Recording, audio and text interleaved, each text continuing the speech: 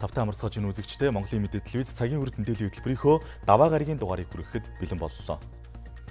Эхлээд үзэгчид та бүхэнд шинэ 7 хоногийн эхний өдөр улсын хурлд болсон зарим үйл явдлын хураангуйг танилцуулъя. Монгол Улсын хурлын хаврын чуулган өнөөдөр нээлттэй хийлээ. Парламентын түүхэнд анх удаага чуулганы хуралдаанаа цахимаар нээлээ. Үндэсний аудитын газраас улсын хурлын 2020 оны ээлжид сонгуульд өрсөлдөх нам эвслүүдийн мөрийн хөтөлбөрийг шалгаж дууссан талаараа өнөөдөр мэдээлэл хийлээ. Манай улсад зөөвөрлөгдөн ирсэн коронавирусны 15 дахь тохиолдол бүртгэгдлээ. Халдвар төвчин судлалын үндэсний төв тусгаарлагдж байсан Турк улсын иргэнээс халдвар илэрсэн байна. 2020 он гарсаар объектын галт хөмрийн 1001 тохиолдол бүртгэгдсэн байна. Ганцхан өдөрт буюу 24 цагийн дотор л гэхэд нийслэлд галт хөмрийн 8, за зөрчлийн 14, орон нутагт галт хөмрийн 5 зөрчлийн 1 тохиолдол бүртгэгдсэн байна. Эдгээр болоод бус мэдээллийг өнөөдрийн цагийн хүрд мэдээллийн хөтөлбөрөөс хүлээн авч үзээрэй. Монгол Улсын хурал түүхэндээ анх удаага чуулганы хуралдаанаа цахимаар нээлээ. Энэ удаагийн улсын хурлын бүрэн эрхийн хугацааны отхон чуулганы хуралдаанаар хэлэлцэх нэг чухал асуудал нь цар тахлын үед иргэдийн орлого, ажлын байрыг хамгаалах, эдийн засгийг идэвхжүүлэх багц арга хэмжээний тухай улсын хурлын тогтоолын төсөл юм. Улсын хурлын дарга хуралдааныг нээж хэлсэн үгэндээ улс төрийн хийрхэл талцлаас татгалзаж хүчээ нэгтгэх цаг ирснийг онцолж байна. Цагийн нөхцөл байдалтай холбогдуулаад Монгол Улсын ерөнхийлөгч Бат Тулга чуулганы хуралдааны нээлтэд оролцож дэлхийн нийтийг хамарсан цар тахлын үед иргэдэд хандсан уриалгаа дахин илэрхийлсэн юм а.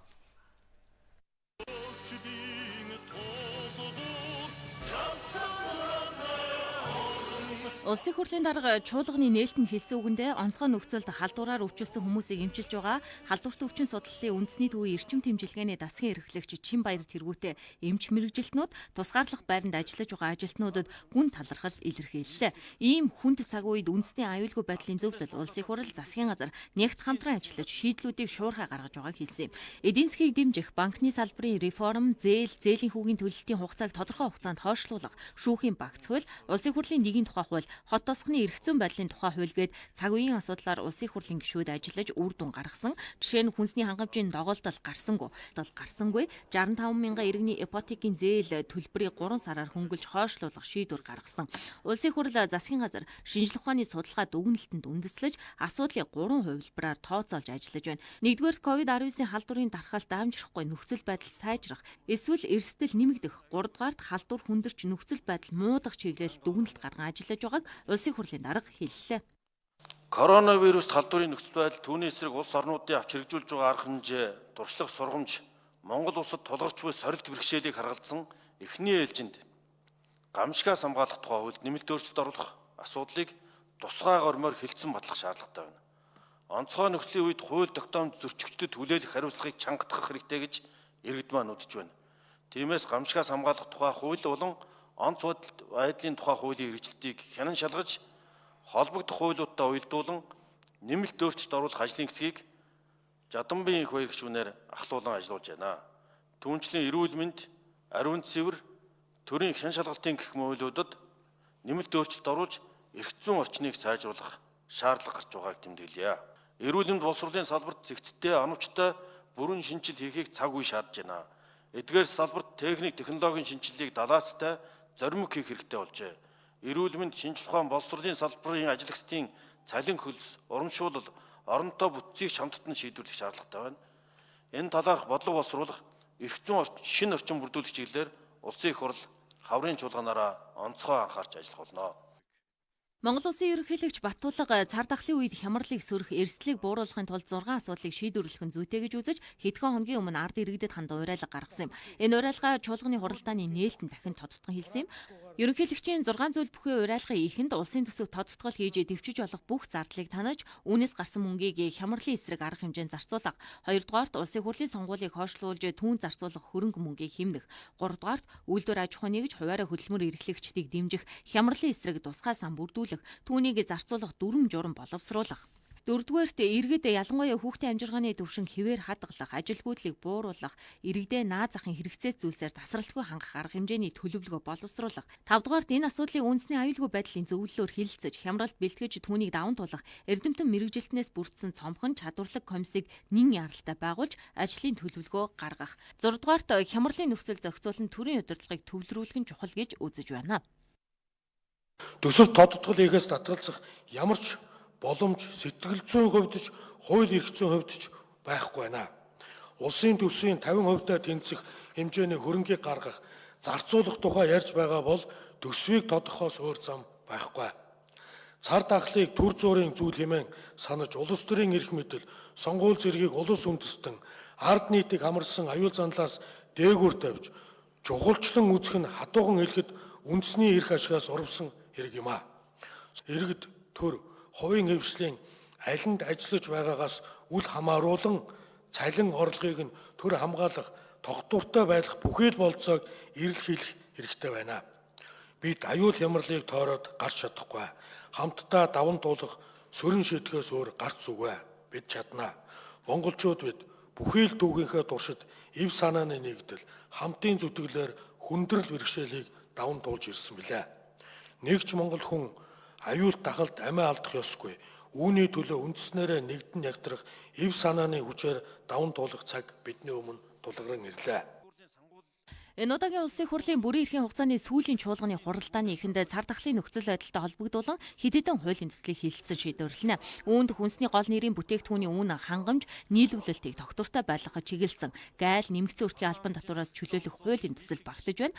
Үр дүнд нь хүнсний улаан буудаа, үрийн улаан буудаа, бүх төрлийн хүнсний будаа, элсэн чихэр ургамлын тосыг гайл нэмэгдсэн өртгийн албан татвараас энэ оны 3 дугаар сарын 1-ээс 6 дугаар сарын 30-ны өдрийг хүртэл хугацаанд чөлөөлөх юм а.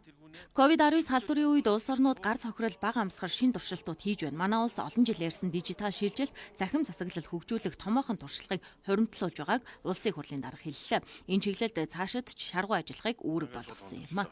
Нээлттэй ажиллагаа.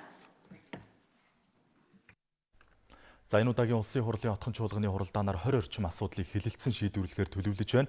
Цар тахлын үед иргэдийн орлого, ажлын байрыг хадгалж, эдийн засгаа идэвхжүүлэхээс гадна үндсэн хуулийн нэмэлт өөрчлөлтийг дагалдах хуулиудыг хэлэлцэн батлах юм а. Хууль эрхцэн орчин ингэж бүрдэх. Чуулганы энэ 7 хоногийн хуралдааны эхэнд дэгийн тухай хуульд нэмэлт оруулж цаашид их хурал захимаар хуралдах боломжийг нээнэ. Ингээд цагийн асуудлаа дарааллын дагуу хэлэлцэн үндсэн хуулийн нэмэлт өөрчлөлт энэ оны 5 дугаар сарын 25-наас хэрэгжих учраас 40 гаруй хуульд нэмэлт өөрчлөлт оруулах юм. Улсын хурлын даргын захирамжийн дагуу улсын хурлын тухай хуулийн шинжилсэн найруулга, хөгжлийн бодлого төлөвлөлтийн хууль, засгийн газрын тухай хуулийн шинжилсэн найруулгын төсөл, мөн алсын хараа 2050 Монгол улсын урт хугацааны хөгжлийн үндэслэл баримтлал батлах тухай улсын хурлын тогтоол төсөл зэрэг 20 орчим асуудлыг хэлэлцэнэ. Энэ бүхэн нь үндсэн хуулийн нэмэлт өөрчлөлттэй уялдаж байна. Ингэж хууль эрх зүйн орчноо шинжилснээр улсын хурлын гишүүд зөвхөн хууль тогтоогч болно. Сонгуульд олонх болсон намын дарга нь ерөнхий сайдаар томилогдно. Мөн хот хөдөө ялгаагүй хөгжих боломж бүрднэгээд үндсэн хуулийн нэмэлт өөрчлөлт амьдралд хэрэгжих боломж бүрднэ гэж судлаачид тайлбарлаж байгаа. Мөн цагийн зарим асуудлыг хэлэлцэн шийдвэрлэх юм байна. Тэгэхээр энэ хуралдаанаар бол хамгийн гол хуулиуд жишээлбэл нэлээд маргаан дагуулад олон нийтийн сүлжээнд яваад байгаа жишээлбэл засгийн газар хоцрох ёстой гэдэг асуудалтай холбоотой ч байдаг юм уу. Иймэрхүү асуудлууд гаргахгүй тулд хуулиуд үргэлжлээ хэлцэгдээд явна. Энэ хаврын чуулган бол асар их ачаалттай ийм чуулган болно гэж ингэж ойлгож байгаа. Бацар гишүүний энэ асуудал одоо миний ойлгож байгаагаар бол эх 7 хоногоос хэлцэгдэх болов уу гэж бодож байна. Үндсэн хуулийн нэмэлт өөрчлөлтийн хүрээнд энэ удаагийн парламент үндэсний баялагын сангийн тухай хуулийн төслийг хэлэлцэнэ. Монгол улсын нэгдсэн төсвийн 2021 оны төсвийн хүрээний мэдээлэл, мөн 2022-оос 2023 оны төсвийн төсөөллийн тухай хуулийн төсөл, Монгол улсын засгийн газрын санхүүгийн нэгтгэсэн тайлан зэргийг хэлэлцгээр улсын хурлын даргын захирамж гарсан байна. Улсын хурал дахь Монгол Ардын намын бүлэг өнөөдөр хуралдлаа. Өнгөрсөн 7 хоногт засгийн газраас улсын хурлын даргад өргөн барьсан цар тахлын үед иргэдийн орлогыг хамгаалах, ажлын байрыг хадгалах, эдийн засгийг идэвхжүүлэх улсын хурлын тогтоолын төслийг хэлэлцсэн байна. За Монгол Ардын намын бүлэг засгийн газраас авч хэрэгжүүлэх 7 арга хэмжээ нь цаг үеэ мэдэрсэн чухал санал учраас улсын хурал яаралтай шийдвэрлэх шаардлагатай гэж үзсэн байна. Улсын хурлын тогтоолын төсөл батлагдсанаар коронавируст халдвар цар тахлын үед аж ахуйн нэгжийн бизнесийн үйл ажиллагааг дэмжих чиглэлээр батлагдах хуулиудын хэрэгжилт эрчимж нь мөн төрийн санхүүгийн мөнгөн хөрөнгийг оновчтой үр ашигтай удирдах боломж бүрднэ гэдгийг сангийн сайд илэрхийлсэн. За өргөн барьсан төсөлтэй холбогдуулан Монгол Ардын намын бүлэг 3 санал гаргаж байгаа юм байна. Ер нь бүх аж ахуйн нэгжүүдэд ижил тэгш хандах үүднээс нь төрийн болон орон нутгийн төсөл байгууллагуудаас бусад бүх аж ахуйн нэгжүүдийг бол энэ нийгэм даатгалтын шимтгэл аж ахуйн нэгжийн орлого албан дотор хувийн орлого дотор хамруулахын зүйтэй юм а гэж ингэж үзэж байгаа нэг дэх асуудал. За хоёрдугаарт нь энэ коронавирустэй холбоотойгоор үйл ажиллагаа нь хязгаарлагдсан тохиолдолд ажилтны тусгуурт нь 200 мянган төгрөгийн тэтгэлэг олгохоор ажилтнууд нэгэн талын сангаас олгохоор шийдвэрлсэн засгийн газраас орж ирсэн. За энэ дээр бол намын бүлгээс ажлын хэсэг гарч байгаа. Ажлын хэсэг энэ дээр гарч энэ 7 хоногт нөгөөдрөөс одоо шийдвэр гаргая. Судалгаа тооцоо хийя. Тэгээ цаашдаа бас ялгаруулахгүй байх. Аль болохоор бүх аж ахуйн нэгжид хамруулах чиглэлд анхааря гэдэг ийм чиглэлээр ажлын хэсэг гаргахаар шийдвэрлсэн. За 3 дугаарт нь нийгэм дадлын чимтгэлтэй чөлөөлөх асуудлаар ихтэй сургуулиуд орхигдсон байгаа. Ихтэй сургуулиуд. Тийм учраас ихтэй сургуулиудыг хувийн хвшлийн ч бай, төрийн өмчт бай бүх ихтэй сургуулиудыг нийгэм дадлын чимтгэлтэй чөлөөлөх энэ одоо зүйлд хамруулъя гэдэг. Монгол Ардын намын бүлэг банкны шинжилэл, зээлийн хүү, ипотекийн зээлийн хүүгийн асуудлаар энэ 7 хоногт багтаж ажлын хэсэг байгуулахар болсон байна. Мөн ноолуурын салбарт үзүүлэх дэмжлэгтэй холбогдуулан аж ахуйн нэгжтэй ярилцаж шуурхай хэрэгжүүлэх чиглэлд анхаарч ажиллах чиглэлийг засгийн газарт өгөхөөр тогтжээ. За мөн өнөөдөр улсын хурлд ардчилсан намын зөвлөл хуралдлаа. Зөвлөлийн хуралдаанаар хаврын чуулганаар хилэлцэх асуудлуудын талаар гишүүд санал солилцсон байна. Ардчилсан намын зөвлөлөөс дэвшүүлсэн коронавирусны гамшиг болон түүнээс үүдэлтэй эдийн засгийн хүндрэлийг даван туулах онцгой арга хэмжээний тухай 5 багц 28 саналтай тогтоолын төслийн тухай дахин нягтлан ярилцжээ. Үндэсний аудитын газраас 2020 оны улсын хурлын сонгуульд оролцохоор бүртгүүлсэн нам эвслүүдийн мөрийн хөтөлбөрт аудит хийж дууссан байна. За нийтдээ 19 мөрийн хөтөлбөр хуулийн хугацаанд ирснээс 7 нь холбогдох хууль бодлогын баримт бичигт нийцэж бусад нь засварлах шаардлагатай гэсэн дүгнэлтэд хүрчээ. Сонгуулийн тухай хууль заасны дагуу сонгуульд оролцох намын эвсэл нь мөнгө эд хөрөнгө амлахгүй байх, улс орны төсвийн орлогыг хуваарлах, байгалийн баялагаас орж ирэх орлогыг хишиг хөв хэлбэрээр олгох тараах амлалтыг мөрийн хөтөлбөртөө тусгахгүй байх шаардлагатай. Мөн төсвийн тогтвортой байдлын тухай хууль болон Монгол улсын хөгжлийн үзэл баримтлал 2030-д мөрийн хөтөлбөр нь нийцсэн байх шаардлагатай. Гэтэл ихэнх намын мөрийн хөтөлбөр дээрх шаардлагыг хангаагүй байна. Шаардлагыг хангаж байгаа гэсэн 7 улс төрийн нам байгаа. За 100 олны нам, хөгжлийн хөтөлбөр нам, дэлхийн монголчуудын нам, эрх чөлөөг хэрэгжүүлэгч нам, эх орон нам, ард түмний олонхын засаглал нам. За мөн ард түмний нам гэдэг ийм 7 нам байгаа. За эдгээрээс бусд тэдгээр мөрийн хөтөлбөрүүд бол хууль заасан шаардлагуудыг тэр хоригдсан заалтууд эдгэрийг бол хангахгүй байгаа гэдэг үндслээр бол шаардлага хангахгүй гэсэн дүгнэлт гарч буцаагдаж байна. Зас дахин дүгнэлт гаргуулахаар үндэсний аудитын газарт бол ирүүлэх боломжтой. Улсын хурал суудалтай нам эвслүүдээс дэвшүүлж байгаа мөрийн хөтөлбөрүүдээс нэг нь ч холбогдох хуулийн шаардлагад нийцээгүй байна. Монгол улсад нийт 37 улс төрийн нам байдгаас 27 нь энэ жилийн сонгуульд оролцоно гэж бүртгүүлсэн. 12 нам нь 4 эвсэл болж нэгдсэн бол 15 нам дангаараа бие даан оролцохоор мөрийн хөтөлбөр боловсруулжээ. За хамгийн сүүлд авсан мэдээллээр шинэ төрлийн коронавирусны халдвар дэлхийн 211 улсад нийтдээ 1,287,112 бүртгэгдсэн байна. Тэгвэл манай улсад зөөвөрлөгдөө ирсэн коронавирусны 15 дахь тохиолдол өнөөдөр бүртгэгдлээ. Халдвар төвчин судлалын үндэсний төв тусгаарлагдж байсан Турк улсын иргэнээс халдвар илэрсэн байна. Шинж тэмдэггүй хэлбэрээр өвчлсөн Туркийн 3 иргэнд эмчилгээ хийж байгаа юм байна. Тэдний хавьтлуулах 12 хүнд шинжилгээ хийхэд коронавирусны халдвар илрээгүй байна. Батлагдсан тохиолдлуудын 13 нь халдвар төвчин судлалын үндэсний төвд эмчилүүлж байна. Одоогоор 2075 хүн ажиглалтанд байна. Тусгаарлалтанд байгаа иргэдээс 21 сартаа өгöd халдварч эмнэлгийн тусламж авсан байна. 4-р сарын 5-нд улсын хэмжээнд с жигтэй тохиолдолд тусгаарлагдаагүй. Дархуул аймагт тусгаарлагдсан 3 хүнээс коронавирус илрээгүй байна. За хөсөөдөд тусгаарлагдсан хянагдаж байсан Турк иргэний шинжилгээнд коронавирус илэрсэн. Нийт батлагдсан тохиолдол 15 боллоо. Токио Улаанбаатарын онгоцоор ирж ажиглалтанд байгаа 184 хүнээс шинжилгээ авахар төлөвлөд байна. Өдөр болгон бид нар бол хяналтын шинжилгээ хийж явж байгаа. Тэгээ өчигдрийн шинжилгээнд бол коронавирус гарсан. Тэгээд тусгаарлагдаад шинж тэмдэггүй хэлбэртэй одоо юм 3 хүн эмчлэгдэж байгаа. За хавьтлуудыг бол бид нар бүгдийг хяналтанд аваад тусгаарлаад шинжилгээг нь аваад бүгд сөрөг гарсан байгаа. Өнөөдөр тусгаарлалтаас 455 иргэн гарч байна. Тэд гэртээ 14 хоногийн тусгаарлалтанд байх ёстой. Гэрээ хаяг болон холбогдох мэдээллийг орон нутгийн удирдлагууд хүргүүлсэн байна. Гадуур иргэдийн хөл хөдөлгөөн их байгааг сануулж хөл хорионы дэглэмийг сахихыг эрүүл мэндийн яамнаас санууллаа. Шинж тэмдэггүй хэлбэр буюу ийм одоо бүдэг хэлбэртэй өвчнүүдээс бол халдвар тараах явдал их байна. За энэ нь бол хүнээс гадна одоо амьтан гэрийн тэжээвэр амьтдад одоо халдвар бол тархсан байна. Тухайлбал Америкийн нэгдсэн улсын Нью-Йорк хотын Бранкис гэдэг энэ одоо зоопаркт 5 арсланд одоо бард бол өвчл тарсан. Халдвар усан иргэдийн биеийн байдал хэвийн байна. Дэлхийн эрүүл мэндийн байгууллагаас гэрийн тэжээвэр муур нохоод халдвар тархсан тогтоогдсныг мэдээллээ. Дэлхийд дахинд коронавирусын халдвар эрчимтэй нэмэгдэж байна. Дэлхийн эрүүл мэндийн байгууллагаас коронавирусын халдвар хяналтаас гарч болзошгүй байгааг анхаарууллаа. Би та бүхэнд эрүүл мэндийн яамны хэвлэлийн хурлыг тоймлон хүргэлээ. За өнөөдрийн байдлаар дэлхийн 45 улсад суугаа Монгол улсын 6300 гаруй иргэн эх орондоо ирэх хүсэлтийг гаргаад байна. Тэдгээр иргэдийг эх оронд нь авчрах ажлыг ямар үе шаттайгаар зохион байгуулах болоо за өмнө нь ирсэн иргэдийн халдвар хамгааллын дэглэмийг хэрхэн сахиулж байгаа талаар өнөөдөр Улсын онцгой комиссийн шуурхай штабаас мэдээллээ. Асуудал болвол Хүсэлт гаргасан нийт иргэдийг ангилж үзвэл Баян зүрхтүүдийн 17 84, Ахмад настай 271, Жирэмсэн 32, Оюутан 811, тухайн улсдаа орон байргүй болж байгаа 378, санхүүгийн хүндрэлтэй байгаа 4000 орчим иргэн ирэх хүсэлт гаргасан байна. Гэхдээ эдгээр иргэдийг нэг дор олноор нь авчрах боломж байхгүй. Боломжороо баг багаар нь авчирч байгаа. Монгол улсын иргэд ирж чадахгүй байхад Токиогоос ирсэн нислэгээр гадаадын иргэн ирсэн гэх яриа гарсан. Тус нислэгээр 4 гадаад улсын иргэншилтэй хүн ирсэн нь үнэн. Гэхдээ Улсын онцгой комиссийн шийдвэрээр Монгол улсад үйл ажиллагаа явуулж байгаа гадаад улсын элчин сайдын яамны ажилтан түүний гэр бүл Монгол улсад байнга оршин суудаг Монгол улсын иргэнтэй гэр бүл болсон хүнийг ирж болно гэж заасан байдаг юм байна. Үүний дагуу дээр хэрэгэд ингээд одоо хоолж чадхаа байчлаа гэдэг. Америкийн иргэн гэдэг маань Монгол улсын иргэний гадаад улсын иргэншилтэй хүүхдээ нялх хүүхд байгаа. Испаний хувьд бол 2007 онд төрсэн бас бага насны хүүхэд байгаа. Монгол ээж аавтай.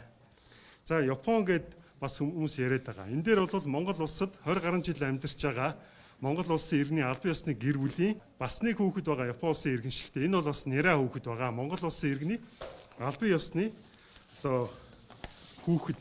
Сөүлээс энэ сарын 8-ны өдөр ирэх тусгай үргийн нислэгээр ирэх иргэдийг өнгөрсөн бям гарагт бүртгэсэн өндөр настай эмчин хяналтанд байдаг жирэмсэн гэх мэт шалтгаантай иргэдийг л бүртгэсэн хэдий ч бүртгэл маш хурдан дүүрсэн байна. Бүртгэлд хамрагдаж амжаагүй иргэд үүнд их бухимдалтай хандаж байсан үүнд гадаад иргэн яамнаас тайлбар өглөө.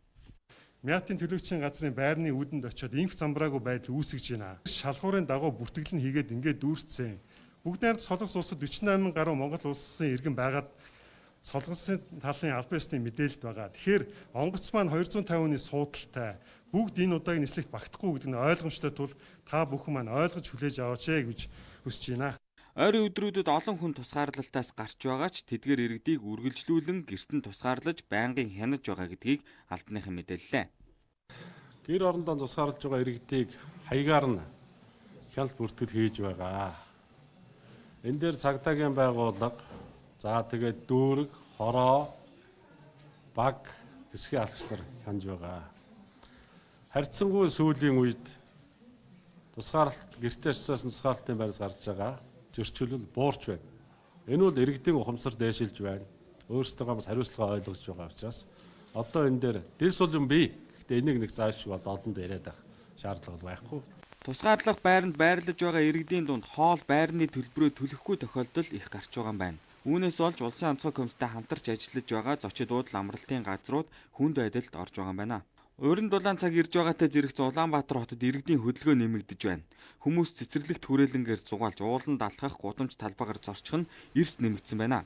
Ингэхдээ хүүхдэд дагуулж явж байна, амны хаалтгүй явж байна.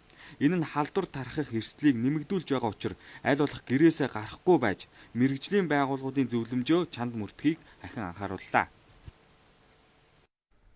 Сөүл хотоос шинэ төрлийн коронавирусны халдварын нөхцөл байдалтай шинэ холбоотой шинэ мэдээллийг манай сурвалжлагч ижил болд ирүүллээ. Бүгд найрамдах Солонгос улсад Тайваны иргэнийг тусгаарлалтын мөнгө төлж чадахгүй гэсэн шалтгааны улмаас албатан буцаасан байна.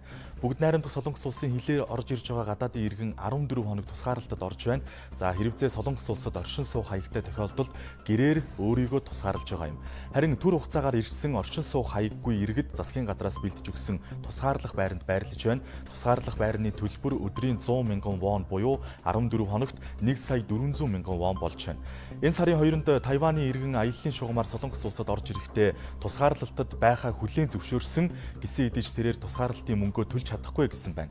Тиймээс өчигдөр цагаачлалын албанаас түүнийг албатан буцаах арга хэмжээ авчээ. Мөн тусгаарлалтад байх хугацаанд нууцаар гадуур явсан Вьетнам улсын 3 иргэнд зохих арга хэмжээг авахаа мэдэгдлээ.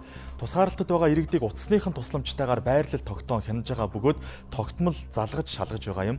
Тусгаарлалтад байх хугацаанд нууцаар гадуур явсан тохиолдолд 1 жилийн хорих ял эсвэл 10 сая вооны торгуул ногдуулна, мөн визийг нь хүчингүй болгож албатан буцаах арга хэмжээ хүртэл авч байгаа юм байна. Нийслэлийн мэргэжлийн хяналтын газар олон улсын ачаа тээвэрт 24 цагийн хяналтыг тавин ажиллаж байна. 3 дугаар сарын 19-ноос хойшоо олон улсын ачаа тээврийн 263 автомашин хилээр орж ирсэн байна. Гадаадын жолооч нар зөрчил гарган мэргэжлийн байгууллагуудын шаардлагыг биелүүлэхгүй тохиолдлууд гарчээ. Олон улсын ачаа тээвэрт явж байгаа гадаадын жолооч нар автомашинд архитын согтуурах мэргэжлийн байгууллагуудын өгсөн шаардлагыг биелүүлэхгүй байх зөрчил гарчээ. Өнгөрсөн 18 хоногийн хугацаанд хойд хилээр нийтдээ 3500 тонн хүнсний бүтээгдэхүүн Европоос орж иржээ. Өдөрт 20-25 олон улсын ачаа тээврийн автомашин гайлын баталгаа дагуулахад ирж байгаа юм. Нийслэлийн хэмжээнд 14 гайлын баталгаа дагуулах бий. Үүний 3-т нь олон улсын ачаа тээвэр хүлээн авч байна. Гадаад улсаас ирж байгаа жолооч нар маань өөрсдөө энэ ч ирчээд бид бол энийг улсын онцгой комисс, мэргэжлийн хяналтын ерөнхий газар, нийслэлийн мэргэжлийн хяналтын газраас өгсөн чиглэл үүргийн дагуу бол 24 цагийн дотор бол буцааж байгаа. За буцаах хугацаанд бол бараа бүтээгдэхүүнийг энд одоо 25 тонны тээр гэдэг маань бол ачаа бараа мэдээж хэрэг хэрвээ одоо подоноор буулгах юм бол нэг 30-аас цаг 30 минутын ажил болдог. За гараа буулгах юм бол тэр нь 2-оос 3 цагийн ажил. Гарч байгаа хүндрэлүүд нэг бол одоо энэ гадаад улсаас ирсэн жолооч нар маань өөрсдөө энэ ч машиндаа байдаг юм уу, хаанаасаа байдаг одоо замдаа авсан арх дарсуудаа хэрэгжилж байна. За хэрэглээд энэ хэрэглэснийхээ дагуу согтчоод ахсан согтуу бас одоо тавьдаг тийм асуудлууд одоо гарч байна. Олон улсын тээвэрт явж байгаа гадаадын 189 Монголын 82 жолоочоос эрүүл мэндийн асуумж авч биеийн алууныг тогтмол үзэж байна. Одоогоор с 'жигтэй тохиолдол гараагүй. С 'жигтэй тохиолдол илрүүлэх халдвар төвчин судлалын үндэсний төвд шилжүүлэх юм. Оросын холбооны улсаас импортлогдсон 266 кг алюминий дээжинд улаан хачигны өндөг 6 ширхэг илэрсэн байна. Үүнд ариутгал хадруугүйжүүлэлт хийлгэж, журмын дагуу давтан шинжилгээнд хамруулжээ. Хил дээр бол энэ жолооч нарын болохоор хаагур ямар усаар дамжиж явсан анааны судалгааг бол алтан булаг бамд дээр авчиж байгаа. Тэгээ бид нар бол тэр асуумж судалгааг болохоор сахимаар аваад энд болохоор яг жолоочийн халуун нэг үзээд с 'жигтэй тохиолдол байгаа эсхийг үзэж байгаа. Тэгээ с 'жигтэй тохиолдол гарсан тохиолдол халдвар төвчин судлалын үндэсний төвөг гэдэг одоо тийм их арга хэмжээ авна. Одоо үйл ажиллагаа явуулсан тохиолдол с 'жигтэй тохиолдол илрээгүй байна. 68 монгол жолоочийг асралт тэмээд наран булоог инх саран амуур чөчт буудлуудад тусгаарлажээ. Хяналтын явцад аж ахуй нэгж иргэний бараа бүтээгдэхүүнээс дээж авч лабораторийн шинжилгээнд хамруулахад эерэг сорж илрээгүй байна. 4-р сарын 5-нд хилээр 6 галт тэрэг 287 чингэлэг 31 вагон нэвтэржээ.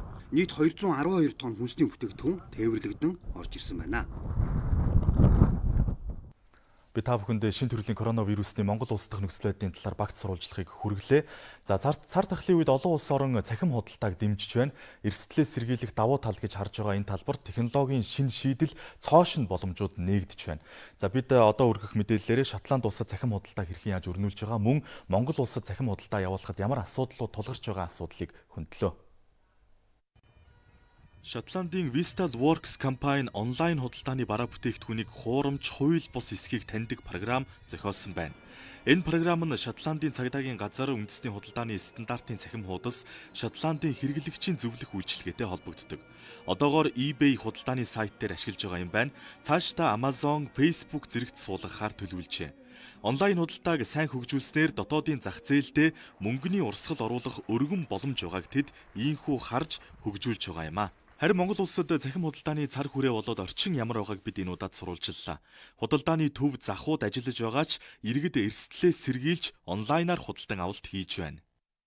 Ер нь бол одоо нэг өөрийн биеэрээ ингээд худалдаа хийх хэрэгтэд аягүй эрсдэлтэй байгаа шүү дээ. Уг нь бол онлайнаар ингээд сайн байгаа ч гэсэн одоо нэг зарим хүмүүс чинь ингээд жоохон нэг хулигдах талтай байгаа шүү дээ. Яг онлайнаар бол гэтээ ер нь тэгээ бодоод байхад эрсдлээ бодхол онлайн дээр. За ер нь бол өөрөө биеэр очиж үзлээ. Яг онлайнаар хэрэглэхэд бас төвхтэй шүү дээ. Зарим газар ч тэгээд нэг маш бага хэмжээний бүтээгдэхүүн дээр одоо ингээд өндөр хэмжээний хүргэлтийн үнэ чигдэг ч юм уу. Онлайн бодлоо илүү хурдан дөрвөн шуурхай тэгээд биеэр очиж үзснээс илүү аюулгүй гэж бодож байна да. Хэрэгцээ цахим бизнес хөгжих нөхцөлийг бүрдүүлж хууль эрх зүйн орчноор хангаж өгөх юм бол зах зээлийн хязгааргүй боломж байна. Дэлхийн улс орнууд ч худалдааны стандартаа тогтоож эрх зүйн орчноо сайжруулж эхлээд байна. Харин манайд энэ чиглэлд эрх зүйн зохицуулт хангалттай биш байна. Онлайнаар жижиглэн худалдаа эрхлэгч хувь хүмүүс зориулсан бүртгэлийн систем, татварын бодлого одоогоор байхгүй байна. Манай энэ хуулийн этгээдийн улсын бүртгэлийн газар маань хуулийн этгээдүүд онлайн үйлчилгээ эрхэлж байгаа тохиолдолд манайх бүртгэж байгаа. Өөрөөр хэлэх юм бол улсын бүртгэлийн байгууллага бүртгүүлээд хуулийн этгээдийнхээ тухайд ийм тухайн эрхлэх үйл ажиллагааг нийт зөвшөөрөл аваад явуулж байна гэсэн үг. Харин хувь хүний тохиолдолд бол одоо энийг хуулиар хязгаарласан юм бол одоо бүртгэлийн байгууллагад бол байхгүй. Заавал хуулийн этгээд нэгсэн одоо тийм хууль журам бол одоогийн мэдлэр алга. Харин хувь хүн энэ онлайн үйлчлэгээр ашиг орлого олоод үйл ажиллагаа явуулж байгаа тохиолдолд хувь хүний орлогын албан татврын тухай хуулиар татврын байгууллагад хандаж бүртгүүлээд холбогдох татвараа төлөө явуучих хэрэгтэй. Бүртгэлгүй эрх зүйн орчинч хангалттай биш болохоор онлайн худалдаа дагсан хууль бус борлуулалт залилан зэрэг гэмт хэрэгүүд гардаг. Энэ нь онлайн худалдааны эрх зүйн орчныг хөндөж үзэх шалтгаан юм а.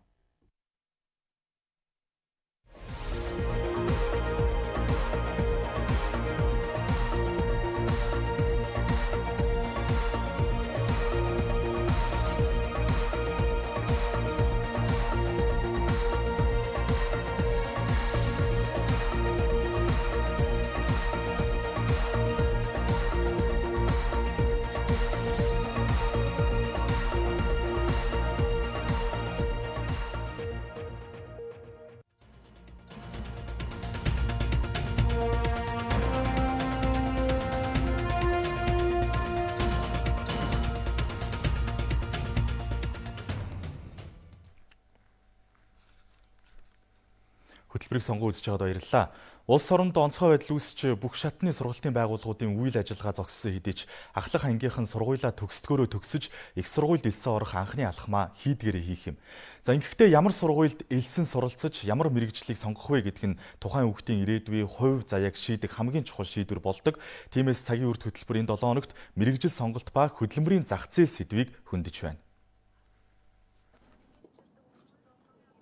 Сэтгэм зохицолбор сургуулийн төгсөх ангийн сурагч Мэдэг Бадам 10 дугаар анги төгсөх жилдээ мэрэгжлээ сонгосон байна. Тэрээр мэс заслын эмч болох зорилгодоо хүрэхийн тулд өдөр бүр гэртээ шалгалтандаа шаргуу бэлтэж байна.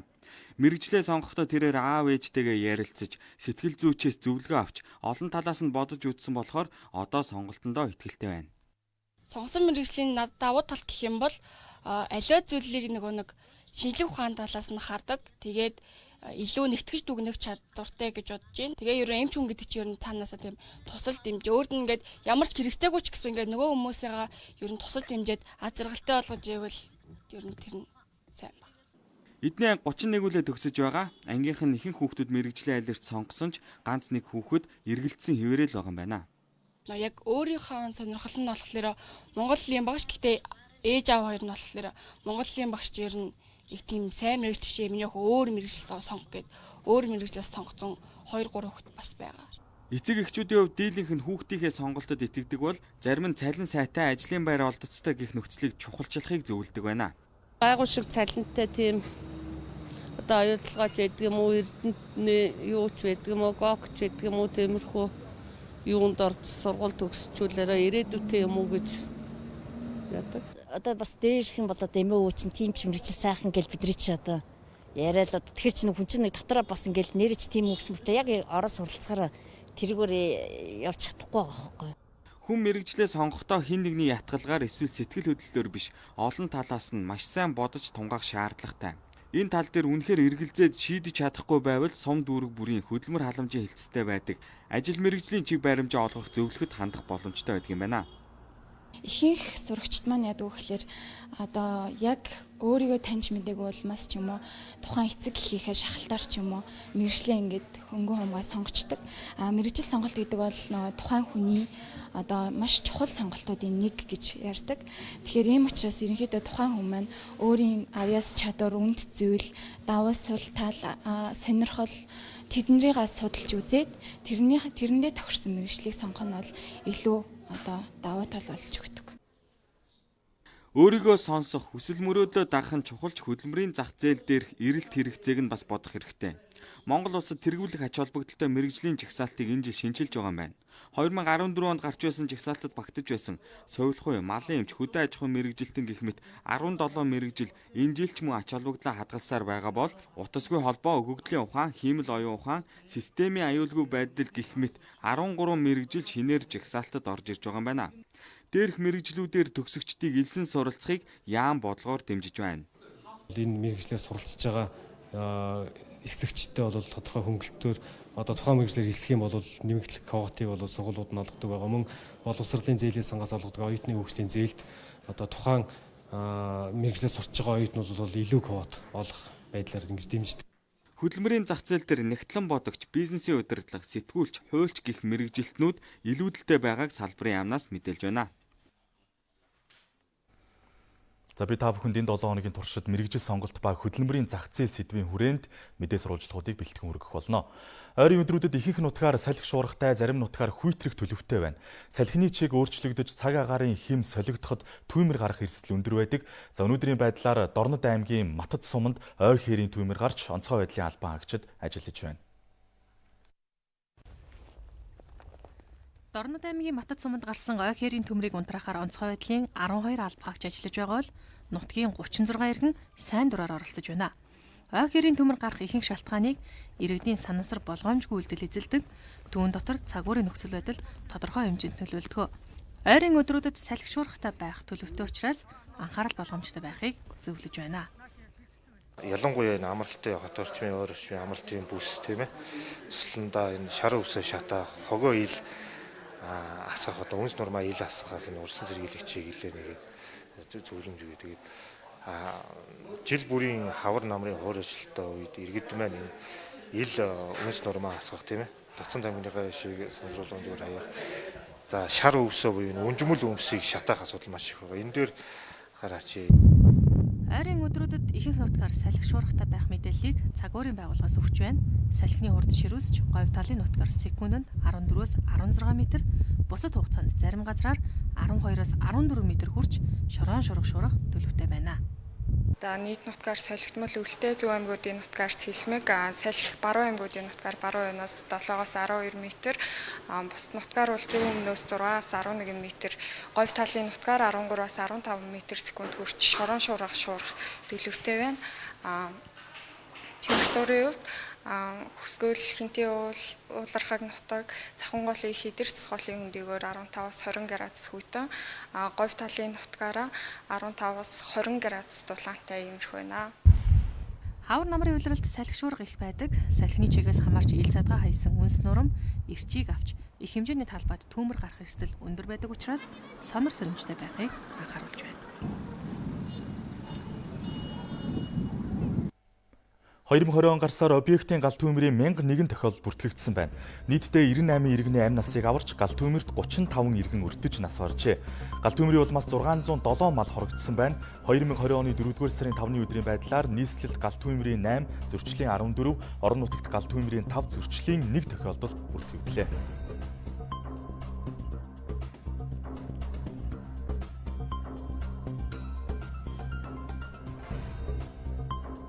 Энэ өдөр эх орон дулж өнгөрсөн онцлог үйл явдлын мэдээлүүдээс танилцууллаа. Хөтөлбөр олон улсын мэдээгээр үргэлжилж байна. Студид Тоймч Ариун Чимэг ажиллаж байна. Орой минь түргэе. Орой минь түргэе. За шинэ төрлийн коронавирусны халдвараас шалтгаалаад дэлхийн өнцөг улам бүрт олон сая хүн хөл хорионд байна. Энэ бол COVID-19 вируснаас урьдчилан сэргийлж байгаа хамгийн сайн арга боловч нөгөө талаас гэр бүлийн хүрээнд үлдэгдэж байгаа хэрэг зөрчлүүд нэмэгдэх бас үндэс болоод байгаа шиг байна л да. Жишээлх юм бол Хятадд яг одоо вирусны идэвхжлийн үед гэр бүл салалт ихссэн, нэмэгдсэн гэсэн ийм тоо мэдээлүүд гарч ирсэн шүү дээ. Одоо Америкийн нэгдсэн улс, Европын улс орнууд ер нь нөхцөл байдал ямар байгаа вэ? Энэ тал дээр бас шинэ мэдээлэл үзэгчдэд өгөхгүй юу? Энэ тал дээр бас олон улсын хамтын нийгэмлэг одоо судалгаад өгнөлтөө гаргасан байна. Энэ тухай нэгдсэн үндэсний байгууллага ерөнхий нарийн бичгийн дарга бас албан ёсны уриалга гаргасан байгаа. Үүнтэй холбоотой мэдээгээр гадаад мэдээ эхлүүлж байна.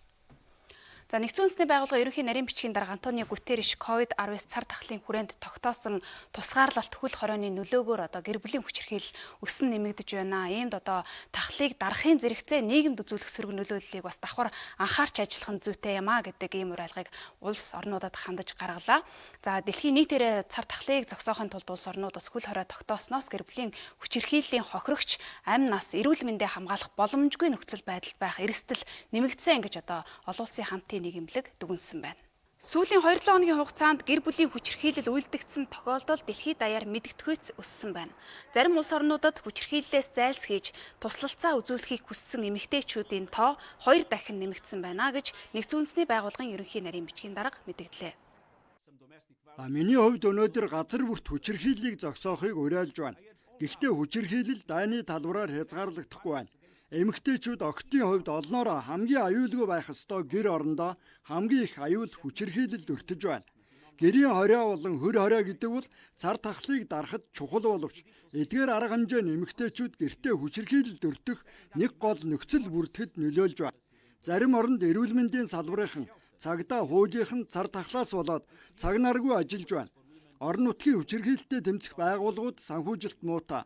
Зарим нь хаагдсан, зарим нь ачаал ихтэй байна. За тиймээс цар тахалтай тэмцэх чиглэлээр үндэсний хэмжээнд эмэгтэйчүүдийг хүчирхийлэлд өртгөөс урьдчилан сэргийлэхэд чармаалт гаргахыг бүх улс оронд уриалж байна. Өнөөдөр дэлхийд даяар 1.2 сая гаруй хүнд халдварласан COVID-19 цар тахал дэлхийн эдийн засагт сөрөг нөлөө үзүүлж, олон сая хүний хөдөлгөөнийг хязгаарлаж, эрүүл мэндийн тогтолцоог бүхэлд нь хямрааж байгаа. Цар тахлаас улбаатай авч хэрэгжүүлж байгаа хэмжээнүүдийн сөрөг нөлөөлөл нийгэмд олон талаар илэрч байгаагийн нэг нь гэр бүлийн хүчирхийлэл байна.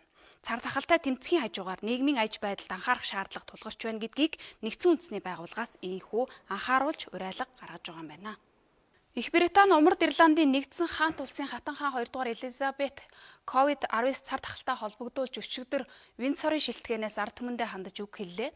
За тэрээр засгийн газрынхаа гэрээс гарахгүй байх тухай шийдвэрийг дагаж байгаа ард түмэндээ мөн одоо халдвар авсан хүмүүсийг эмчлэх тэргүүн игнэнд ажиллаж байгаа эмч сувлагч нартаа талархаж байгаагаа илэрхийлээд Британи улс цар тахлыг амжилттай даван гарна гэдэгт итгэлтэй байгаагаа тэмдэглэлээ.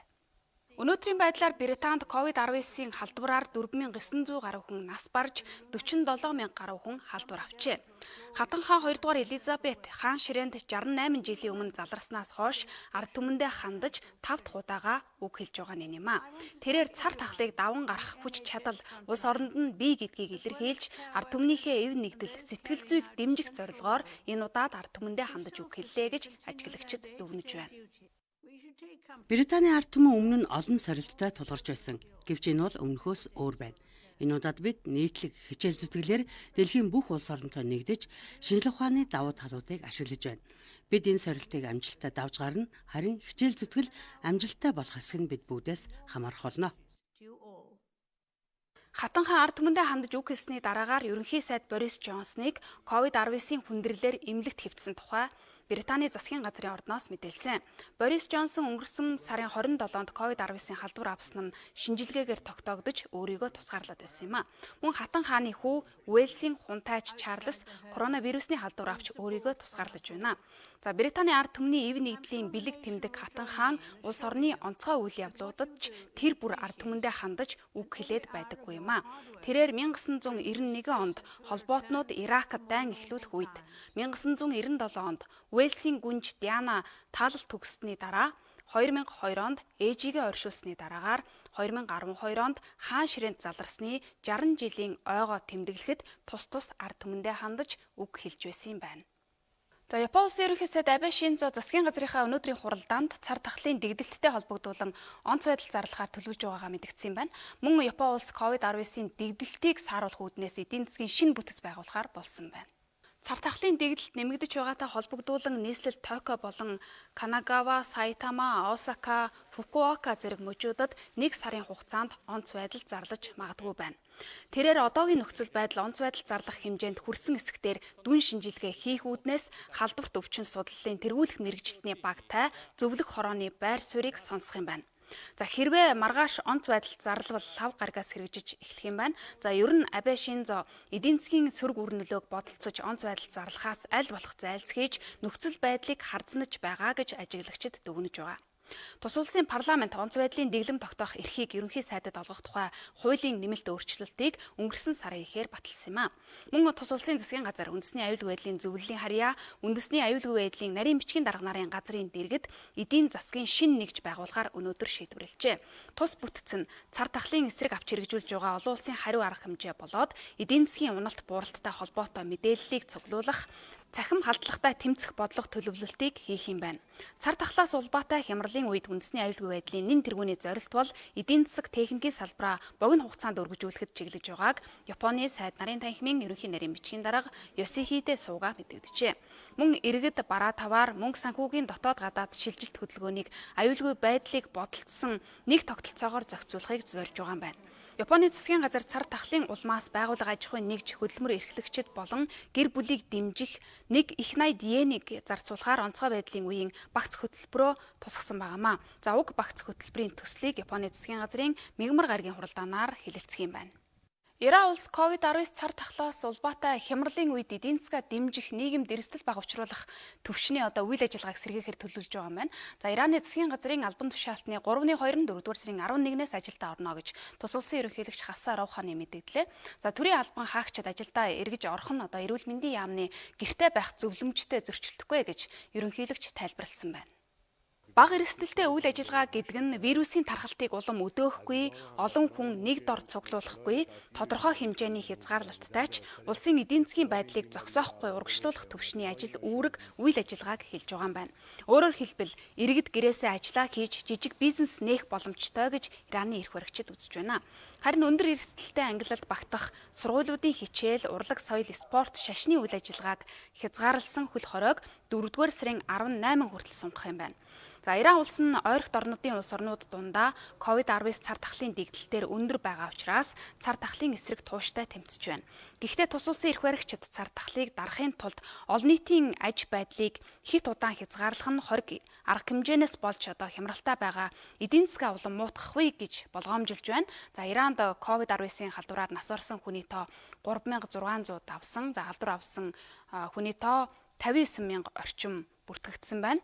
За тус улсад цар тахлын дэгдэлт өндөр байгаа нь иргэд 20 цэрийн дэглэм барихгүй, гэртээ байж гадуур явахгүй байх зөвлөмжийг үл ойшоож байгаатай холбоотой гэж албаных нь мэдээлсэн байна. Иранд COVID-19-ийн халдвараар нас барсан хүний тоо 3600 давсан, халдвар авсан хүний тоо 59000 орчим байна. Үзэгчдээ өнөөдөр олон улсын хүрээнд анхаарал татж байгаа гол үйл явдлын мэдээлүүдээс танилцууллаа. За баярлалаа Ариун Чимгээ. Одоо үзэгчид та бүхэн дэлгэцнээс өнөө шөнийн болоод маргааш өдрийн цагаагаарын мэдээллийг хүлээн авч үзнэ үү.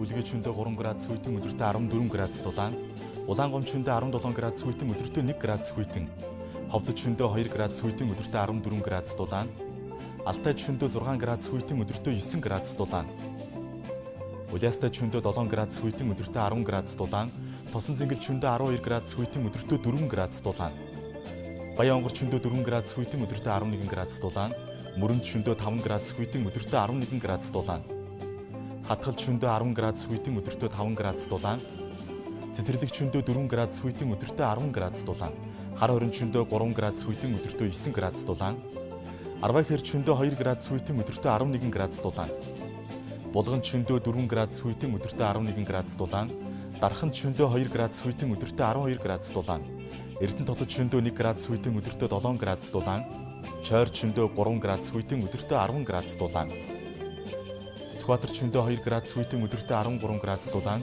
Зүүн хараад шөндөө 2 градус хүйтэн өдөртөө 14 градус дулаан, 100 модод шөндөө 3 градус хүйтэн өдөртөө 8 градус дулаан, Багнуурд шөндөө 8 градус хүйтэн өдөртөө 7 градус дулаан, Чингис хотод шөндөө 7 градус хүйтэн өдөртөө 10 градус дулаан, Баруун уртад шөндөө 7 градус хүйтэн өдөртөө 9 градус дулаан, Чай болсон шөндөө 6 градус хүйтэн өдөртөө 10 градус дулаан, Мандалговд шөндөө 2 градус хүйтэн өдөртөө 11 градус дулаан, Далан задгад шөндөө 3 градус дулаан өдөртөө 14 градус дулаан, Хамбогдод шөндөө 5 градус дулаан өдөртөө 16 градус дулаан, Сайн шандад шөндөө 1 градус дулаан өдөртөө 14 градус дулаан, Замын үдэд шөндөө 1 градус хүйтэн өдөртөө 13 градус дулаан.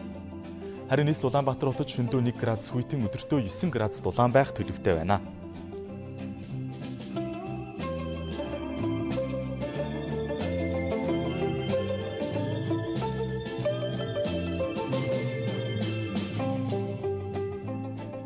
Ирэх үзэгчдээ би та бүхэн цагийн үрдэн мэдээллийн хөтөлбөрийн даваа гарагийн дугаарыг танилцууллаа. Та бүхэн шин төрлийн коронавирус COVID-19 вируснээс урьдчилан сэргийлж, амны алдаа тогтмол зүүж, гараа сайтар угааж, хувийн ариун цэврээ сайтар сахихыг уриалж байна. Бидний бэлтгэсэн мэдээлэлтэй хамтдаа байсан үзэгч та бүхэндээ баярлалаа. Баяртай.